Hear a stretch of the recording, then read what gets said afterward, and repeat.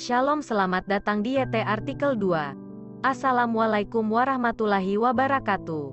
Hai sahabat Rahman. Apa kabar kalian semuanya? Semoga kalian baik-baik saja. Untuk teman pekerja yang jauh, perantau dalam negeri atau di luar negeri, yang jauh dari keluarganya seperti admin, semoga kalian semuanya dilindungi dan diselamatkan dalam pekerjaan masing-masing. Dan untuk sahabatku yang bersama keluarganya, semoga kalian sehat selalu dalam lindungannya. Amin. Episode 197, kisah seorang cleaning service yang ternyata anak orang kaya. Mendengar Rahman yang ingin melakukan pertarungan dengan Kevin, semua orang langsung heboh. Satu persatu dari mereka tidak percaya dengan apa yang didengarkan telinga mereka. Sejak kapan anak ini memiliki keberanian seperti itu? Bukankah dia tadinya tidak berani bertarung dengan Master Kevin? Bahkan supaya tidak bertarung, dia memikirkan sebuah ide yang busuk untuk menghadapi Master itu. Apakah anak brengsek ini menyadari bahwa menjadi orang tidak boleh sebegitu tidak tahu malu? Dan Luna juga saat ini mulai khawatir. Apakah si brengsek ini sudah gila? Sudah jelas tidak perlu lagi bertarung dengan Master Kevin, dan dia malah gila. Luna sangat marah, dan ingin menarik Rahman. Kak, mungkin saja Kak Ipar ingin bermain sedikit. Apakah kalian menyadari bahwa kakak ipar memegang kendali akan peristiwa hari ini, kata Lisa. Ya, aku juga menyadarinya. Sejak dia pulang, aku merasa keluarga Raffi dan juga Master Kevin semuanya mengikuti alurnya dan masuk ke perangkapnya. Di saat ini dia berani membuat keputusan seperti itu, pasti sudah dipikirkan secara matang. Kata Rita, dia dan Lisa telah ditaklukkan oleh Rahman. Tentu saja dikarenakan ketidakmaluan dan ketidakmasukakalan dari Rahman. Luna pun berpikir, dulu dia tidak terlalu memperhatikan Rahman. Dia juga merasa bahwa Rahman akan jatuh ke dalam perangkap keluarga Raffi. Tapi begitu Rahman muncul, semuanya seperti terbalik. Meskipun Rahman melakukan cara yang tidak benar, namun dia sangat pintar mengubah keadaan. Di mana yang tadinya dikontrol, berubah menjadi yang mengontrol. Ini bukanlah cara yang dilakukan orang biasa. Kakek, apalagi yang akan dilakukannya? Kata Marshanda yang bingung. Dia benar-benar tidak mengerti apa yang sedang dipikirkan oleh Rahman. Sudah menjadi pengontrol, tetapi malah membalikkan keadaan yang beruntung menjadi malapetaka. Wibowo Jordan menggelengkan kepalanya, dia juga dibuat bingung oleh Rahman. Yah, benar. Wibowo Jordan yang saat ini, otaknya sudah tidak bisa mengikutinya. Dapat dikatakan, dalam situasi yang baik ini, Rahman tidak seharusnya sebodoh itu. Tapi dia malah berbuat hal yang begitu konyol. Bagaimana mengatakan hal ini? Dia tidak bisa berkata apapun. Syarat apa yang kamu inginkan? Kata Aries Raffi sambil melihat Rahman dengan mata yang berbinar. Jika Rahman kalah, maka semua hanyalah syarat belaka. Yang terpenting adalah, syarat hanyalah cara untuk menenangkan lawan saja. Mereka bisa saja tidak memenuhinya. Dengar ya, syarat pertama, hari ini Sahrul telah merusak supermarketku dan membuatku rugi besar. Dia juga membawa kerugian mental yang serius untuk karyawan supermarketku. Mendengar perkataan Rahman, Sahrul seketika gemetaran. Brengsek, dia pakai cara ini lagi.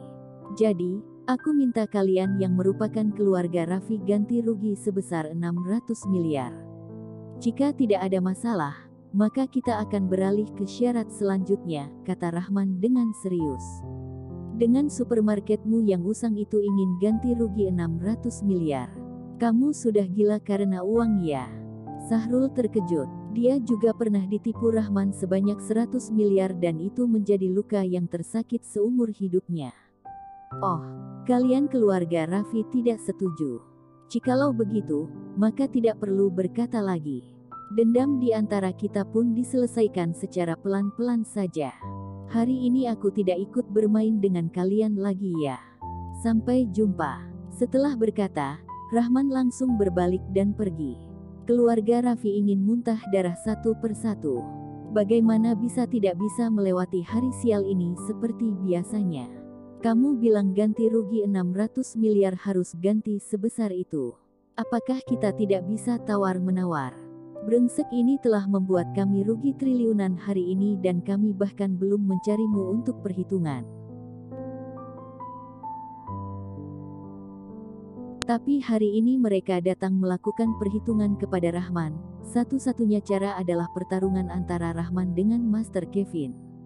Setelah Master mengalahkan Rahman, maka mereka akan bisa mengontrol Rahman.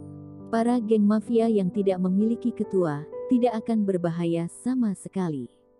Baiklah, aku menyetujui syaratmu, teriak Aris Raffi.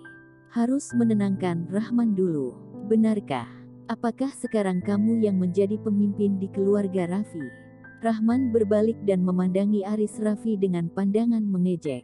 Aris Raffi sangat kesal. Si brengsek ini di saat ini bahkan mengadu domba hubungan ayah anak.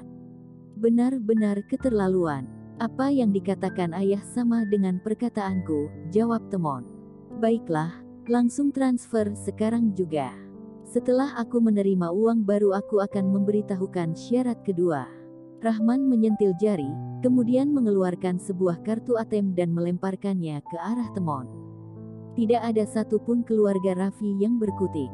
Brengsek ini cukup kejam. Aris Raffi dan Temon seperti ingin muntah darah. Ini berbeda dengan yang mereka pikirkan. Mereka menyetujui syarat Rahman, tetapi tidak pernah terpikir untuk memberikan uang padanya. Tetapi sekarang ini harus transfer uang kepadanya atau tidak iya? Temon melihat ke arah ayahnya, Aris Raffi. Jurus Rahman ini terlalu kejam. Jika transfer, itu 600 miliar. Keluarga Raffi hari ini telah melewati sebuah malapetaka dan melukai urat nadi dan harus mengganti rugi kepada Rahman sebesar 600 miliar. Itu sama saja seperti meminum darah mereka. Transferlah padanya. Aris Raffi mengepalkan kedua telapak tangannya dengan kencang. Sebentar lagi dia ingin Rahman mengeluarkan semua tulang sampai sendi-sendinya. Temon merasakan sakit yang amat dalam. Tapi ia tetap saja memberikan nomor rekening Rahman kepada bendahara dan menyuruhnya untuk langsung transfer. Sekarang katakanlah syarat keduamu, kata Temon sambil melemparkan kartu ATM ke Rahman dan ditambah dengan mata dengan api yang membara. Tidak usah terburu-buru, tunggu aku menerima uangnya juga tidak akan terlambat. Lagi pula, aku tidak akan bisa kabur bukan, jawab Rahman. Balas Temon dan tidak memperdulikan Rahman. Apapun itu, malam ini Rahman tidak boleh kabur. Aku sudah mengerti, kata Marsyanda kepada kakeknya. Mengerti apa? Tanya kakeknya yang bingung. Dia memang jahat, tetapi nantinya juga akan mempermalukan kelompok Kevin, kata Marsyanda. Wibowo Jordan hanya tersenyum pahit dan berpikir Rahman harus mengubah 3 pandangan hidupnya. Kak, aku berpikir kakak ipar pasti akan membual lagi, kata Lisa sambil tersenyum dengan percaya diri. Luna tersenyum pahit dan juga sudah mengetahui rencana Rahman. Hari ini Rahman yang memegang kendali keadaan. Sebentar lagi perang atau tidak, dialah yang menentukan. Apakah keluarga Raffi berani berjuang keras dengan dia? Dia dapat membawa 2 atau 300 orang hari ini, dan keluarga Raffi takut untuk melakukannya. Temon tentu memikirkan masalah ini, tetapi mereka tidak punya pilihan. Jika mereka membiarkan Rahman pergi hari ini, bukan hanya tidak bisa dikalahkan Master Kevin, mereka bahkan tidak punya kesempatan untuk melawan Rahman. Jadi meskipun mereka khawatir tentang masalah ini, mereka tidak punya pilihan dan harus setuju dengan Rahman. 10 menit kemudian, Rahman akhirnya menerima pesan transaksi yang berhasil. Ia melirik, tersenyum, "Oke, Anda keluarga Raffi masih dapat dipercaya, tidak membuatku kecewa. Kalau begitu, sekarang aku akan memberitahu syarat keduaku."